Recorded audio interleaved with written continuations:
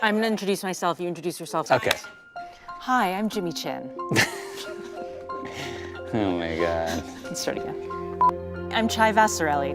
And I'm Jimmy Chin. And we are the directors of Nyad. I made my first film when I was in college. And then I worked for the director, Mike Nichols. I came from a totally different world. I was just a climber and a skier, and those are kind of the roots of my journey as a filmmaker. Jimmy and I met later in life. Jimmy was making a film called Meru, and we were falling in love, and I was like, I know how to make documentaries, and it just worked out, and kind of the rest is history, you know. I discovered like an incredible creative partner. We also love stories about the underdog. We love the stories about friendship.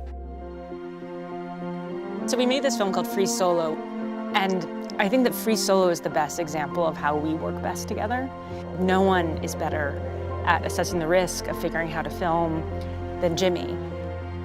And then my side, I'm interested in character, and I'm also interested in women, and you know, it just somehow like two worlds collided in a really interesting way to make that film what it is.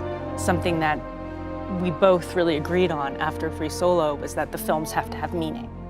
They have to like make the world tiny bit better for our kids. And the story of Diana Nyad does that. Diana Nyad. Diana Nyad. The swim I want to do is 60 hours. That's Cuba to Florida. 60 hours nonstop in the open sea. I mean, I don't think anybody knows at this point if it can be done. Nice. Putting together all the people we have on this project that are at the top of their game. We've been really fortunate. It always had to be Annette Bening. I mean, the role was meant for her. And that's commitment, like she trained for a year. If she was gonna play it, she was gonna do the work. And she really set the tone on set because she was asked to do a very difficult performance where she was in the water like 4 to 6 hours a day and the water's cold. It's not fun. If Annette wasn't gonna complain, like no one else could complain. It really did elevate the entire production. And then there's like the Jodie Foster situation where we're always like, wait, that's Jodie Foster who's in our movie? We had to pinch ourselves often. And Jodie similarly was a consummate professional. I want to do it. Do what? Cuba to Florida. My swim. Huh? You're hilarious, sir. So Claudio Miranda, he is a genius. Benjamin Button, Tron, Top Gun. We just talked about the kind of movement we'd love to see, how we're gonna shoot in the water. He delights in his work. At the same time, he's super precise. He writes a very tight ship. I don't know, I think this film, it was very ambitious, and Claudio made it possible.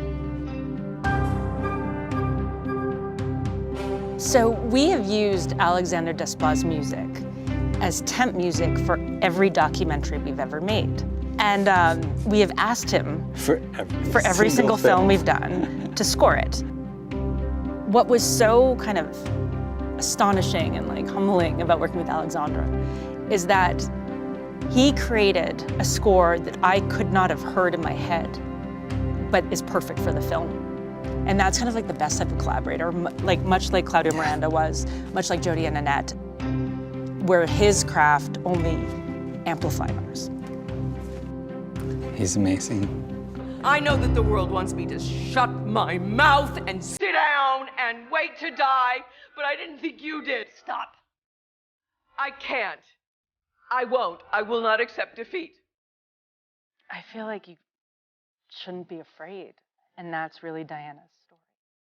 And I think especially now, where so many things are happening that feel bigger than us, Diana Nyad's story is one small but mighty example of our ability as humans to affect change. If I wanted audiences to feel anything when they walked out of the theater, is that sense of inspiration, seeing someone accomplish something that's truly, truly considered impossible, and to see the love and support of friends